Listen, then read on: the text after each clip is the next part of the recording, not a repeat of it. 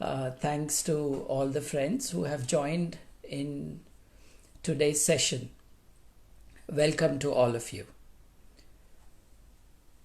ఈరోజు ఒక ప్రత్యేకమైన అంశాన్ని తీసుకుని దాని గురించి కొంచెం సేపు చర్చిద్దామన్నది నా ఉద్దేశం.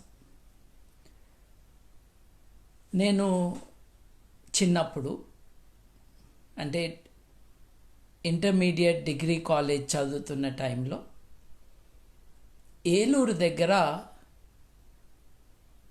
ఇద్దరు ఆడపిల్లలు తాము నన్స్గా మారిపోతున్నామని,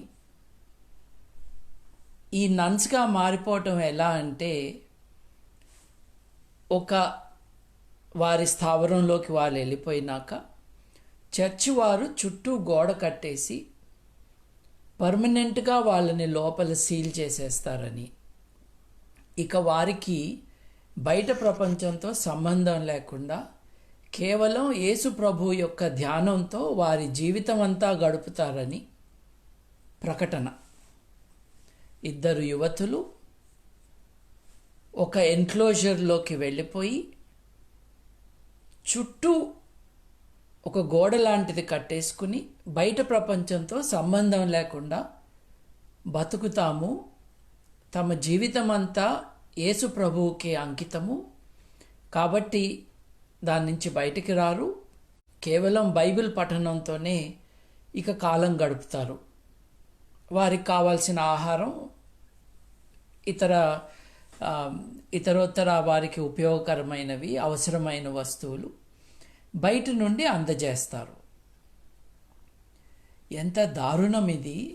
మీ జీవితాన్ని మీరు ఒక దేవుడికో కనిపించని ఒక వ్యక్తికో ఒక ఎంటిటీకో ఇలా అంకితం ఇవ్వటం ఎలా సాధ్యమని మానవవాది అయిన, స్త్రీల హక్కుల కోసం పోరాడుతూ ఉన్న మల్లాది సుబ్బమ్మ గారు పెద్ద ఉద్యమం చేసి ఆ నన్స్ని ఎవరినైతే ఆ కాన్వెంట్లో ఎన్క్లోజ్ చేసి పెట్టేస్తారని అనుకున్న ప్రాజెక్ట్ ఏదైతే ఉందో ఆ ప్రాజెక్ట్ని క్యాన్సిల్ చేయించారు ఆవిడ.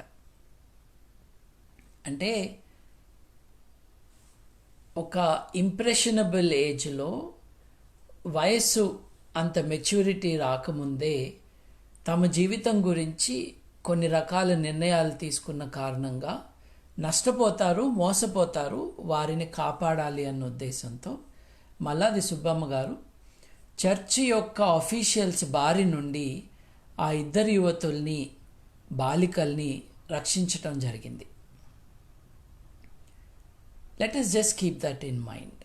ఎందుకంటే యూరప్లో చాలా దేశాల్లో కొన్ని వందల సంవత్సరాల పాటు నన్నరీలోకి, కాన్వెంట్స్లోకి వెళ్ళిపోయేవారు నేను యేసు ప్రభువుని పెళ్లి చేసుకున్నాను, ఇక నా జీవితం అంతా ఆయనకే అంకితమని ఇట్లా వెళ్ళిపోవటం, ఇతర సమాజ సభ్యులతో ఏమాత్రం కాంటాక్ట్ లేకుండా ఉండిపోవటం అన్నది చాలాసార్లు చాలామందితో జరిగింది. ఇకపోతే చాలామందికి తెలియని విషయం, ఇది చూపించారో లేదో కూడా నేను చెక్ చేయలేదు. 2 ఏళ్ల క్రితం బిగ్ బాస్ 2లో, తెలుగు బిగ్ బాస్ 2లో నేను ఉండగా మాకు బిగ్ బాస్ నుండి ఒక ఆదేశం వచ్చింది. ఏమిటి అనంటే, మీరు బోనాల పండుగ జరుపుకోవాలి, కరెక్ట్ ప్లేస్ చూసుకుని సామాగ్రి అంతా ఇక్కడుంది, ఓ గుడి కట్టి అమ్మవారికి పూజ చేయాలి, మీరు ఇవాల్టి టాస్క్ ఇది అని మాకు ఒక రిటర్న్ ఆదేశం వచ్చింది బిగ్ బాస్ నుండి. నేను అది చూసి స్టన్ అయిపోయాను. ఎందుకు అనంటే, నేను ఆ షోలోకి వెళ్ళకముందు పర్టిక్యులర్గా వాళ్ళని అడిగాను, చిల్లర జ్యోతిష్యుల్ని, పిచ్చి పూజారులని తీసుకొచ్చి మీరు షోని అంతా గందరగోళం చెయ్యరు కదా, నన్ను హేతువాదిగా అక్కడ కూర్చోబెట్టి అని అడిగాను నేను. అసలు అట్లాంటి ఉద్దేశమే లేదు, మీరు ఇప్పుడు మాకు ఐడియాస్ ఇస్తున్నారు అని వాళ్ళు జోక్ వేశారు. అట్లాంటిది ఒక సెక్యులర్గా నడవాల్సిన షోలో బిగ్ బాస్ 2 తెలుగులో అమ్మవారికి పూజ చేయమని బిగ్ బాస్ ఆదేశం. నేను చెప్పాను, ఈ ఇంట్లో ఉన్నవారు అందరూ హిందువులే అనుకుని మీరు ఈ ఆదేశం ఇచ్చుంటారు. షో చూసే వాళ్ళందరూ హిందువులే అనుకుని మీరు ఈ ఆదేశం ఇచ్చుంటారు. కానీ నాకు ఆ మతం లేదు, నేను ఈ పూజలో పార్టిసిపేట్ చేయను. అట్లాగే మహంకాళి దేవతకి పూజలు చేసేటప్పుడు బలులు కూడా ఇవ్వాలి కాబట్టి ఒక మేకను పంపించండి, దాని బలి కూడా ఇవ్వాలి అని బిగ్ బాస్కి నేను గట్టిగా చెప్పాను. ఎస్, పూజ చేస్తే ఫుల్ స్కేల్లో చేయాలి, సరిగ్గా చేయాలి, పద్ధతిగా చేయాలి. ఉజ్జయిని మహంకాళి అమ్మవారి గుడిని సికింద్రాబాద్లో స్థాపించింది దాదాపు 200 ఏళ్ల క్రితం. అప్పుడు కలరా వచ్చినప్పుడు కలరా పోవటానికి అని ఆ గుడి కట్టారు, పూజలు చేశారు, ఉజ్జయిని నుండి స్ఫూర్తి తెచ్చుకొని. నేను ఉజ్జయినిలో హిందువులు శక్తి స్థలంగా భావించే మహంకాళి గారి ఆలయానికి నేను అంతకుముందు వెళ్ళి ఉన్నాను, నాకు తెలుసు ఆ చరిత్ర. సో బిగ్ బాస్ని మేకను పంపించు, బలి ఇవ్వాలి అని చెప్పినాక బహుశా బిగ్ బాస్ చరిత్రలో ఇవి ఎక్కువసార్లు జరుగుండవు. బిగ్ బాస్ ఆదేశాన్ని రివైజ్ చేసి పూజ లేకుండా సంబరాలు జరుపుకోండి అని మళ్ళీ ఇంకో కొత్త ఇన్స్ట్రక్షన్ పంపించడం జరిగింది. సో ఇప్పుడే కొంతమంది మిత్రులు జాయిన్ అయ్యారు, వారి బెనిఫిట్కి చెప్తున్నాను. బిగ్ బాస్ 2 తెలుగులో నేనుండగా బోనాల పండగ జరుపుకోవాలి మీరందరూ అని బిగ్ బాస్ ఆదేశం ఇవ్వటం, అంతటితో ఆగకుండా అమ్మవారికి పూజలు చేయాలి అని కూడా ఆదేశం ఇవ్వటం జరిగింది. నేను నాస్తికుడిని, నేను హేతువాదిని, నేను మానవవాదిని. ఆ ఐడెంటిటీతోనే నేను ఈ ఇంట్లోకి వచ్చాను, నన్ను మీరు ఆహ్వానించారు. నేను పూజ చేయబోయట్లేదు. అట్లాగే నాకు ఉజ్జయిని మహంకాళి చరిత్ర తెలుసు, ఆ గుడికి నేను వెళ్ళాను. ఇక్కడున్న వాళ్ళు ఎవరూ వెళ్ళలేదు ఆ గుడికి, నేను వెళ్ళాను సందర్శించటానికి. మీరు బలి లేకుండా పూజ ఎలా చేయమంటారు? ఒక మేకను పంపించండి, బిగ్ బాస్ హౌస్లో బలిద్దాము, ఆ తర్వాత పూజ చేద్దాము అని నేను గట్టిగా మాట్లాడిన తర్వాత బిగ్ బాస్ తన ఆదేశాలని రివైజ్ చేసుకుని మార్చుకుని పూజలు చేయక్కర్లేదు, మీరు వేడుక జరుపుకోండి, సంబరాలు జరుపుకోండి అని తన ఆదేశాన్ని రివైజ్ చేశాడు. This is for your information. ఇది వాళ్ళు ఎంబారెస్ అయ్యి చూపించకపోతే నేను ఆశ్చర్యపోను, but this is what happened.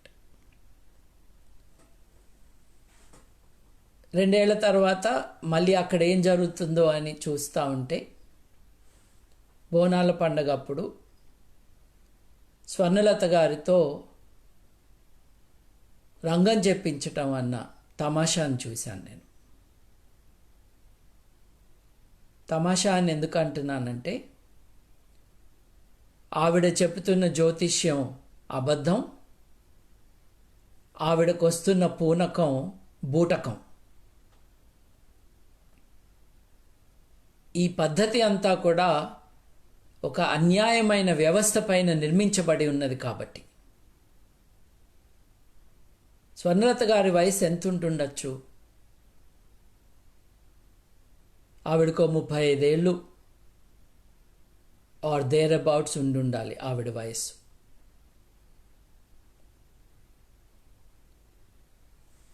$1988లో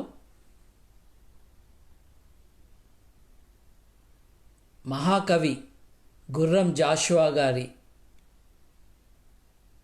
daughter Hemalatha లవణం గారు, ఆవిడ భర్త నాస్తికోద్యమ నాయకుడు లవణం గారు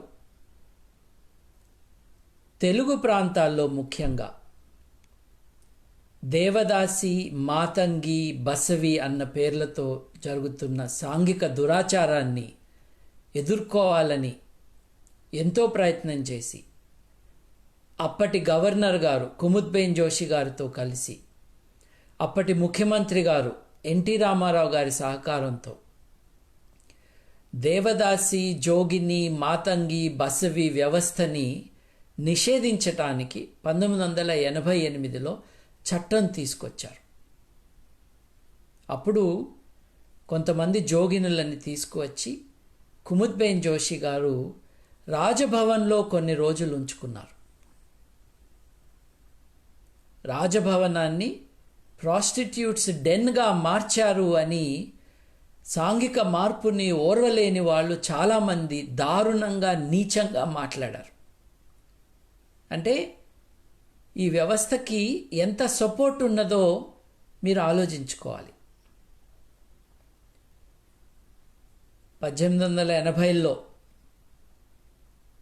1880లో దేవదాసి వ్యవస్థని అంతం చేయాలి అని కొంతమంది సాంఘిక సంస్కర్తలు మాట్లాడారు.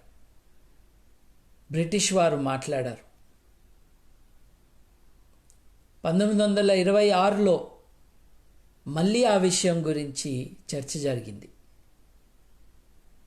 1940లో 46 అనుకుంటా దేవదాసి వ్యవస్థని నిషేధిస్తూ మద్రాస్ ప్రెసిడియం అంతా కూడా ఆ చట్టం వర్తింపచేస్తూ ఒక లెజిస్లేటివ్ మెజర్ తీసుకోవటం జరిగింది. తెలుగు రాష్ట్రాల్లో 1988లో, అంటే 1988లో అంటే అర్థం దాదాపు 32 ఏళ్ల క్రితం తెలుగు రాష్ట్రాల్లో దేవదాసి వ్యవస్థని నిషేధిస్తూ ఆజ్ఞలు జారీ చేస్తూ చట్టాన్ని పాస్ చేస్తూ ప్రభుత్వం చర్యలు తీసుకుంది. ఈవిడికి 35 ఏళ్ళు ఉంటాయి స్వర్ణలతకి. అంటే ఆవిడని జోగినిగా మార్చింది, మాతంగిగా మార్చింది ఈ చట్టం పాస్ అయిన తరువాతే. ఈ వ్యవస్థకి కాలం చెల్లాలి అని ప్రభుత్వం చర్యలు తీసుకున్న తరువాత జరిగిన నేరం ఇది. ఎందుకు అనంటే మాతంగిగా ఉన్నవారికి మాత్రమే రంగం చెప్పే అవకాశం ఉంటుంది. తనకు ముందు తన అక్కగారు చేశారు, ఆవిడ అక్కగారికి ముందు వారి పూర్వీకులు చేశారు. ఇది ఒక కుటుంబ సాంప్రదాయంగా ఈ సాంఘిక దురాచారాన్ని ఇవాళ మనకి ప్రజెంట్ చేస్తున్నారు. దేవదాసీలు ఎవరంటే ఒకప్పుడు, అంటే ఇవాళ కాదు, ఒకప్పుడు చాలా గొప్ప స్థానంలో ఉండే ఆడవారిని,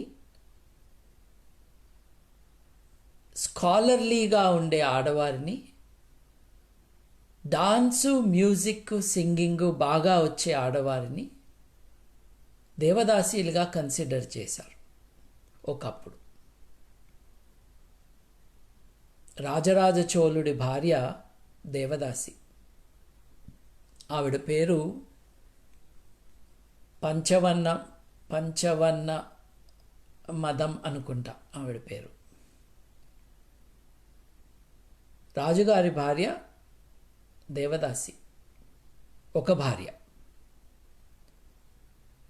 భరతనాట్యం అన్నది గుడులలో బాగా కల్టివేట్ చేయబడిన ఒక విద్య. మ్యూజిక్, ఆర్ట్, డాన్స్ వాటికి నిలయంగా దేవాలయం ఉండటం, ఆ దేవాలయంలో దేవదాసీలు ఉండటం అన్నది మనకు తెలిసిన చరిత్ర. కానీ ఒక వ్యక్తి దేవదాసిగా ఎలా మారుతారు అని మనం చూసుకుంటే, పసిబిడ్డగా చిన్నపిల్లగా ఉన్నప్పుడు ఒక ఆడపిల్లని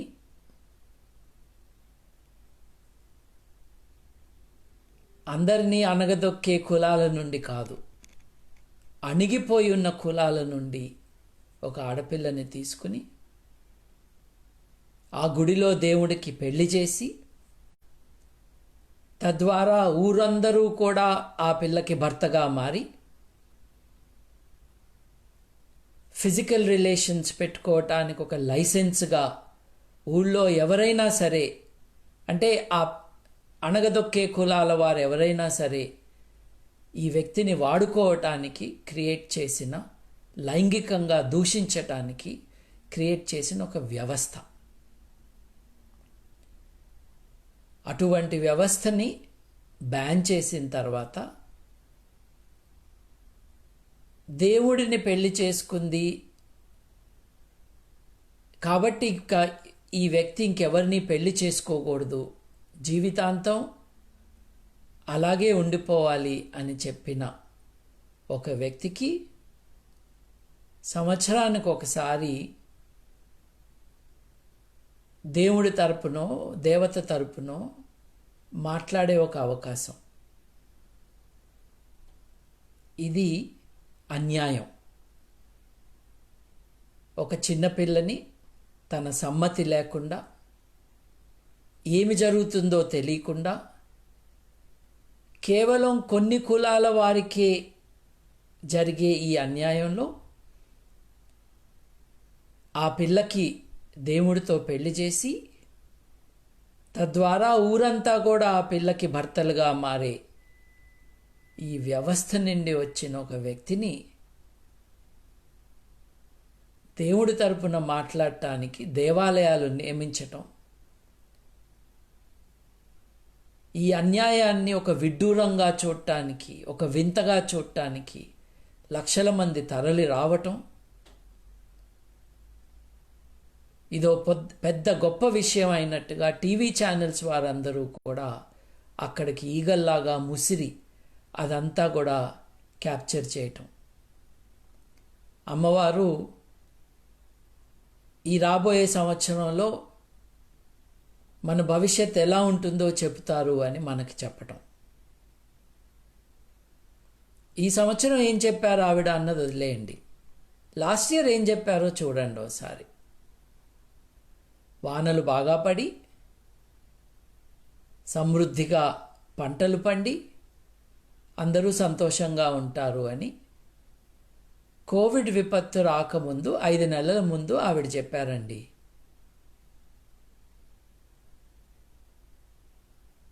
ఇదో నాటకం, లేదు ఇదో మానసిక జబ్బు, కానీ ఇది నాటకం. న్యూస్ పేపర్లలో తనకు అర్థమైనది చూసి మాట్లాడే మాటలు. అన్యాయమైన, నిషేధితమైన వ్యవస్థ నుండి వచ్చిన ఒక మూఢనమ్మకాన్ని ప్రబలింపచేయటానికి అందరూ కలిసికట్టుగా చేస్తున్న ఒక అన్యాయం.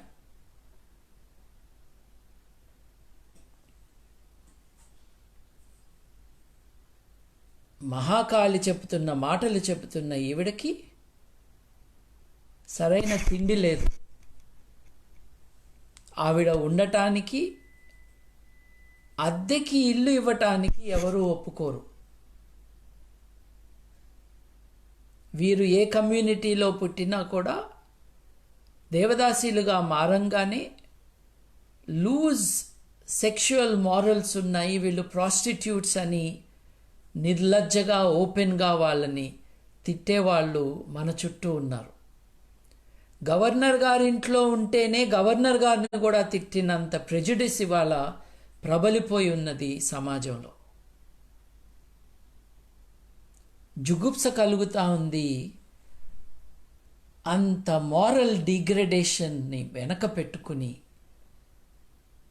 దానికి ఏమీ సంబంధం లేనట్టుగా పచ్చికొండలని అమ్మవారు మాట్లాడుతున్నారని, మాట్లాడేటప్పుడు నేనేం మాట్లాడతానో నాకు తెలియదని ఆవిడ చెప్పటం, ఆవిడ చెప్పిందంతా కరెక్టే అని మిగతా వాళ్ళందరూ అనుకోవటం, ఒక్క మానసిక వైద్యుడు కూడా మాట్లాడకపోవటం, ప్రజల నమ్మకాలు కదా అని మానవ హక్కుల ఉద్యమకారుల్లో సగం మంది మాట్లాడకపోవటం. It is very very disconcerting that this atrocity should be allowed to continue. We should not allow this.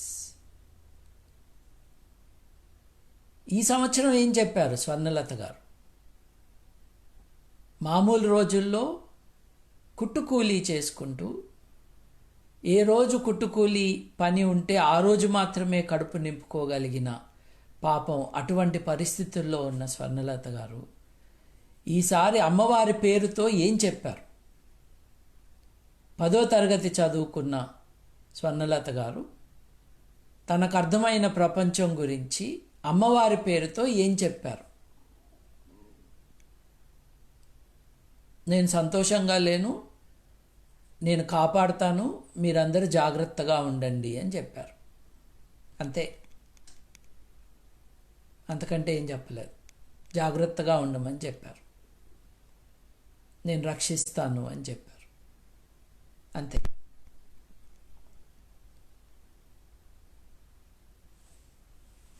Hyderabad నగరానికి ప్లేగ్ వచ్చినప్పుడు, మహమ్మారి సోకినప్పుడు,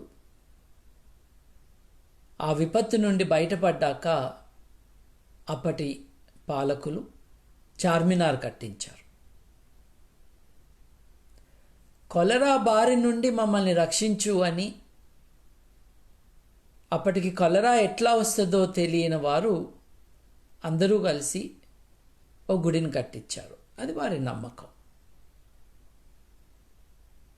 కానీ నమ్మకం పేరుతో మానవ హక్కుల హననం జరుగుతూ ఉంటే మటుకు మనం దాన్ని ఒప్పుకోవాల్సిన అవసరం లేదు. రాబోయే రోజుల్లో జాగ్రత్తగా ఉండు అంటాం జ్యోతిష్యం కాదు, భవిష్యత్ చెప్పటం కాదు.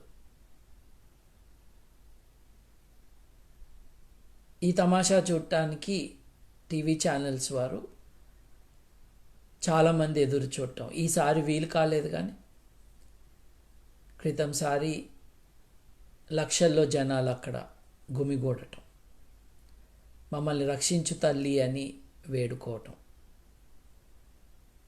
పూజ అన్నది భక్తుల హక్కు. ఎవరు ఎవరిని పెళ్లి చేసుకోవాలి అన్నది ఆ వ్యక్తుల హక్కు. ఇబ్బంది ఏంటంటే కనిపించని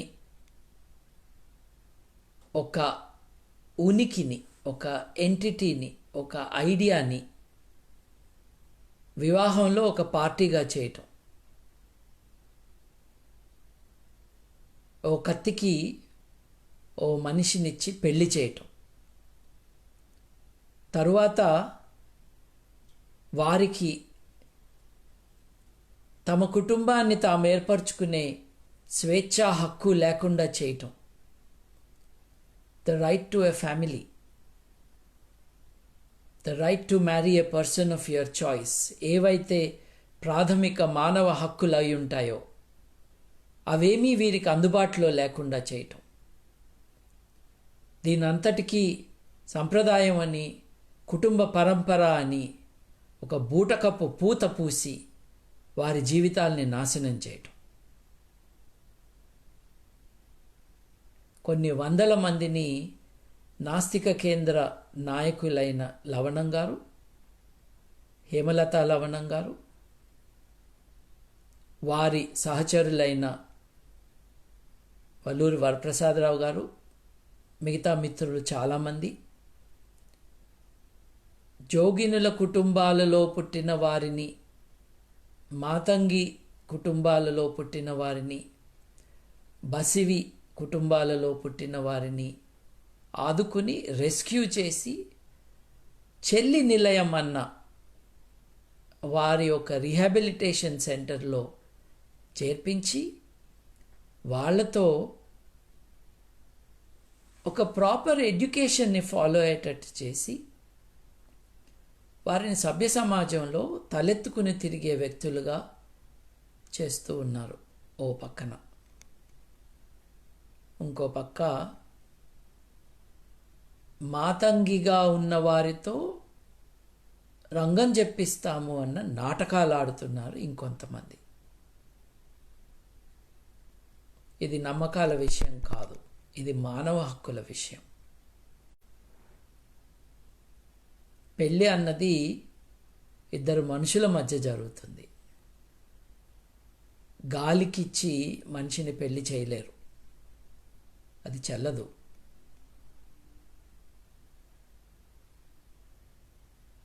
We have to take a strong stand about this.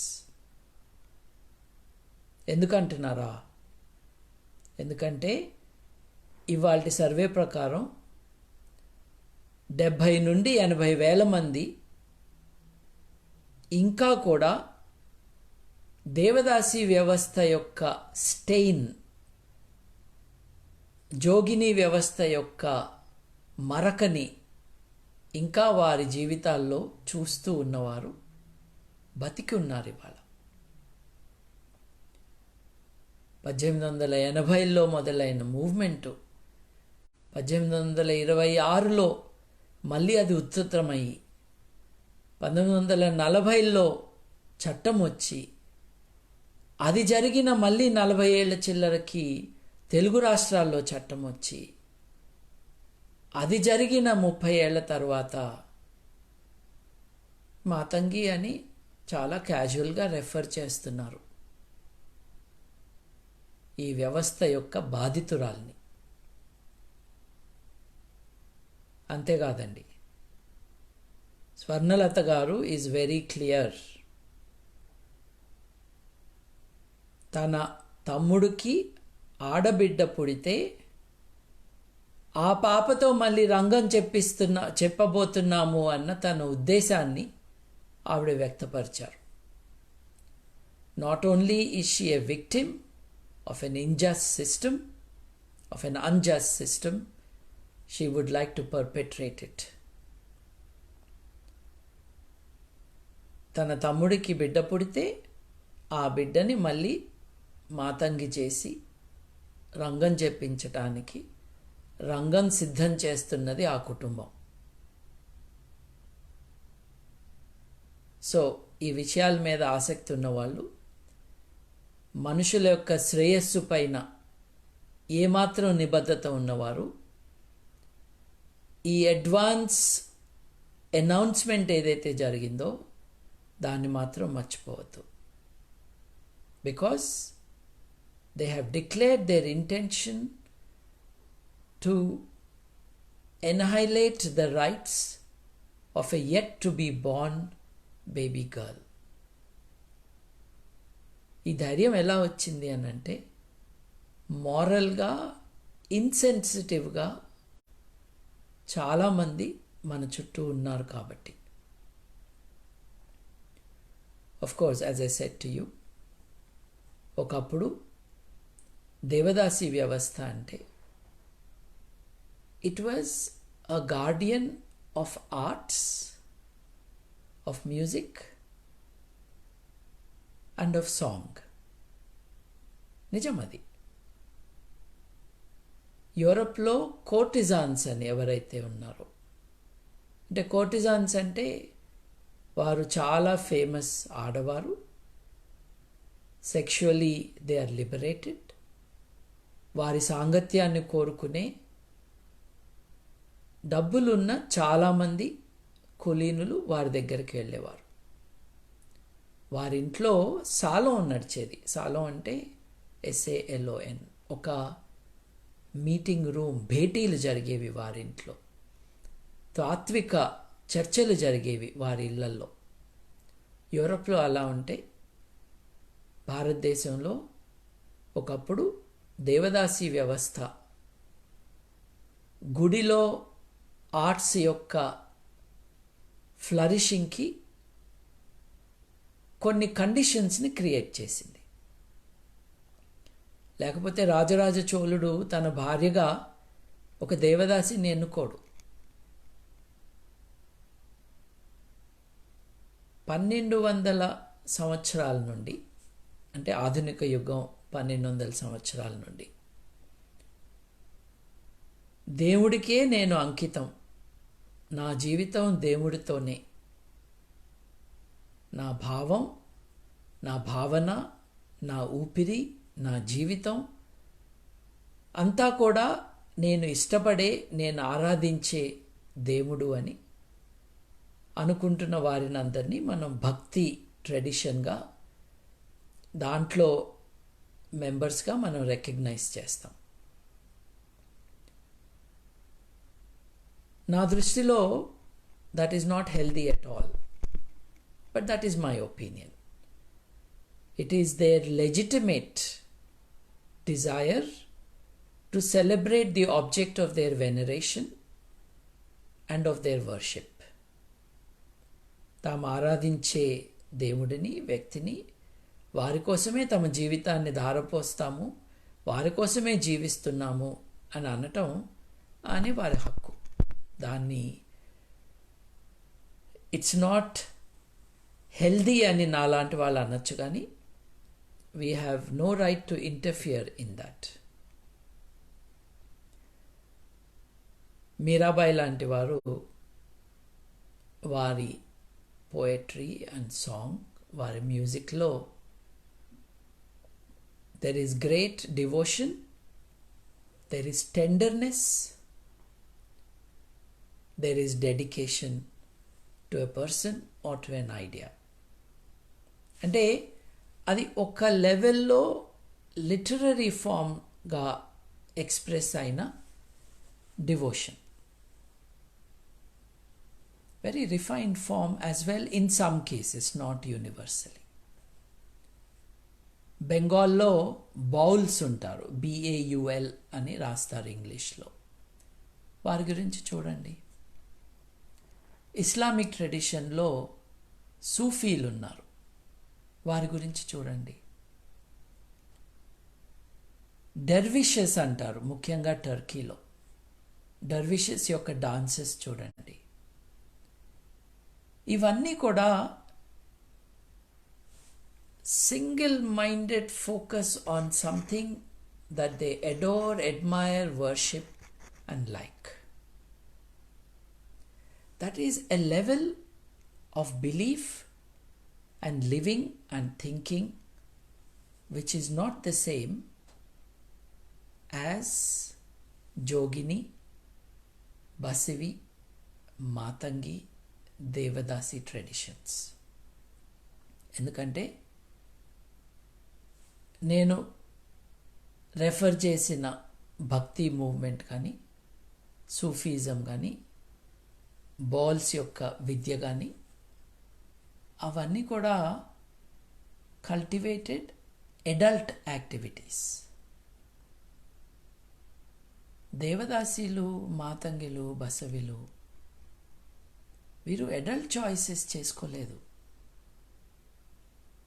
వీరిని వారి చుట్టూ ఉన్న సమాజం పసిబిడ్డలుగా తీసుకువెళ్ళి దేవుడికి అర్పించేశారు, తద్వారా ఊరికిచ్చేశారు లైంగికంగా ఏమైనా చేసుకోమని.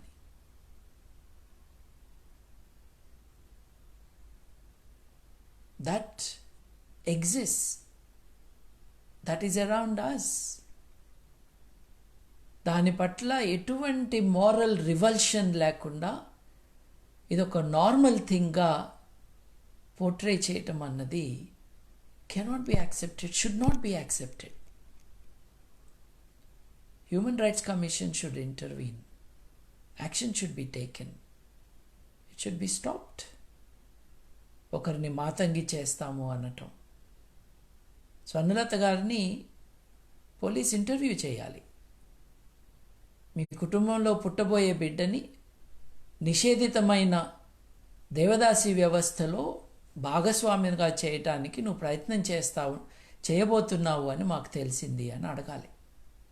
గివ్ ఎన్ ఎక్స్ప్లెనేషన్ అని.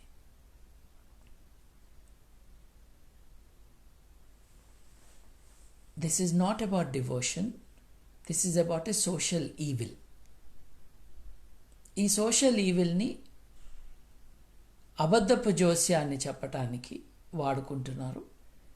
ఈవిడ ఏమి జోస్యం చెప్పింది అన్న విషయం నేను ఆల్రెడీ మెన్షన్ టు యూ. క్రితం సంవత్సరం ఏం చెప్పింది, ఈ సంవత్సరం ఏం చెప్పింది. They are not of any significance for us. After all 10th class pass అయినామో ఫెయిల్ అయినామో 10th దాకా చదువుకున్న కుట్టుకూలీ చేసుకునే ఒక ఆవిడ, ప్రపంచం గురించి ఎక్కువ తెలియని ఒక ఆవిడ వచ్చి నేను అమ్మవారి తరపున మాట్లాడుతున్నానని చెప్పటం, దీన్ని చాలామంది నమ్మటం. This is regrettable in the modern age. మనకి ఒక సైంటిఫిక్ యాటిట్యూడ్ లేని కారణంగా ఎలా నష్టపోతాము అన్నది కోవిడ్, నోవెల్ కరోనా వైరస్ యొక్క దాడి కాంటెక్స్లో మనం తెలుసుకున్నాం. బయటకు వెళ్ళొద్దు అంటే వెళ్ళేవాళ్ళు, సోషల్ డిస్టెన్సింగ్ పాటించండి అంటే అర్థం కాని వాళ్ళు, మాస్క్ పెట్టుకోని వాళ్ళు, వారి కారణంగా వేరే వారి జీవితాలని కూడా డేంజర్లోకి తోసేవారు. This is because we do not have adequate scientific approach, learning or knowledge. So we should all work towards improving that. ఈరోజు ఆస్క్ బీజీలో నేను కేవలం ఈ exploitation of children and their condemnation to a pitiful life గురించి focus పెడదాం అనుకున్నాను. ఈ కాంటెక్స్లో దేవదాసి వ్యవస్థలో పుట్టి చాలా world wide renowned and recognition పొందిన ఒకరిద్దరి పేర్లు చెప్పుకోవాలి.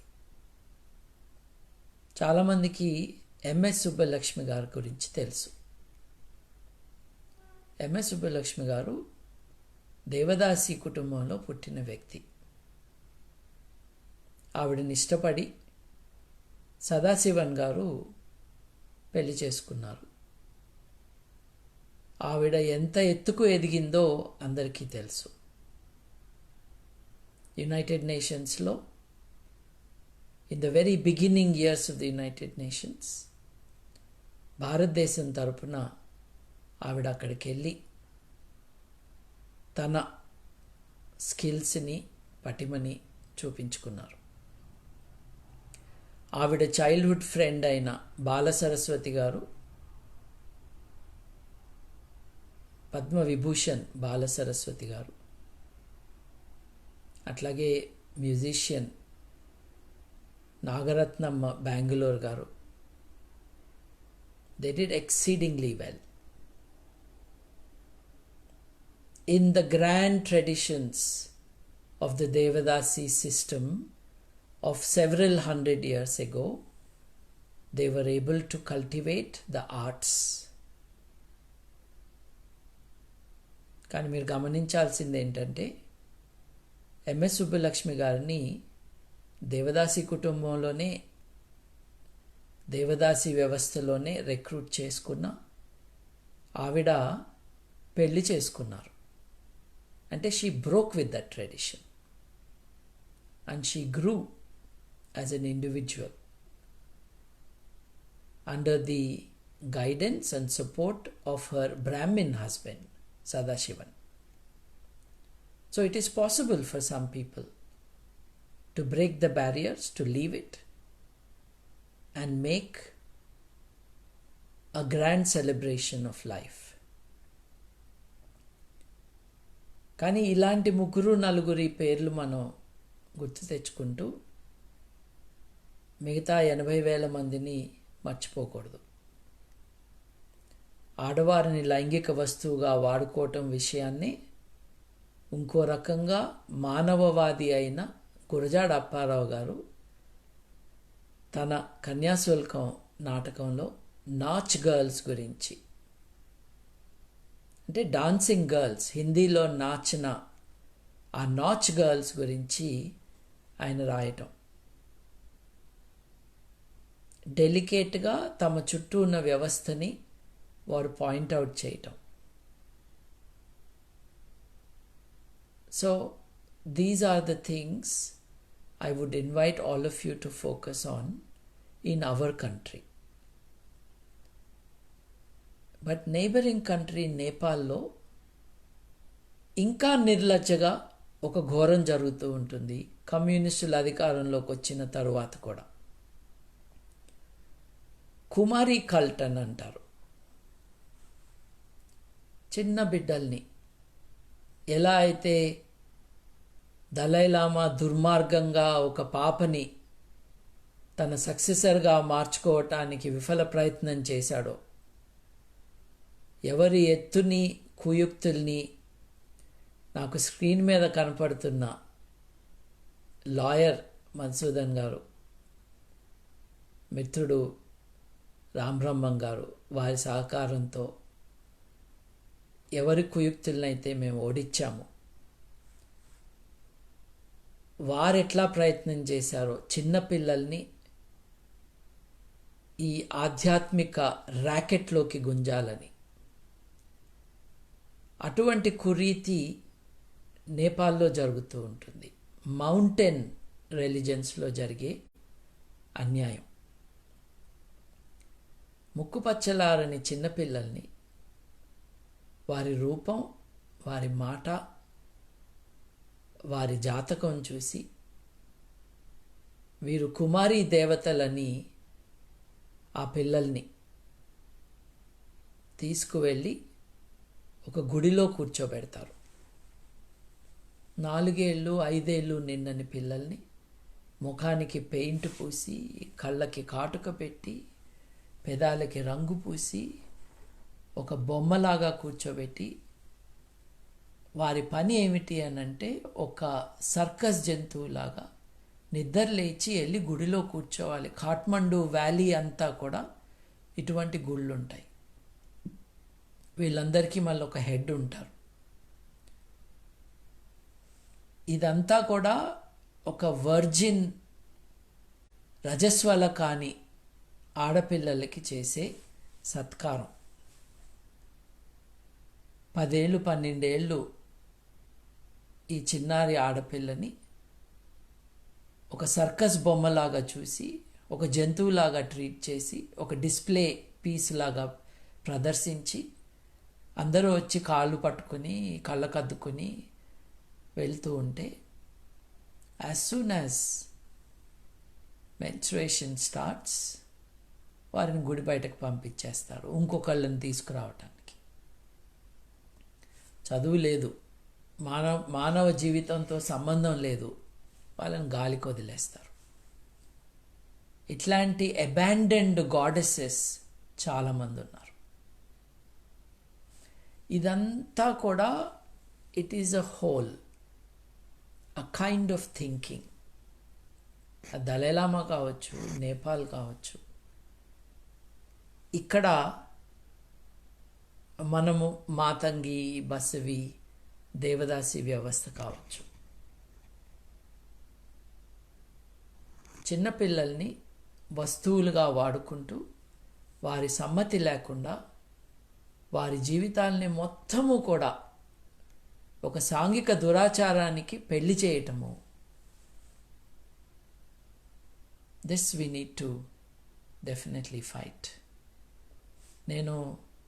I started with the nuns, the Christian nuns in Godavari district.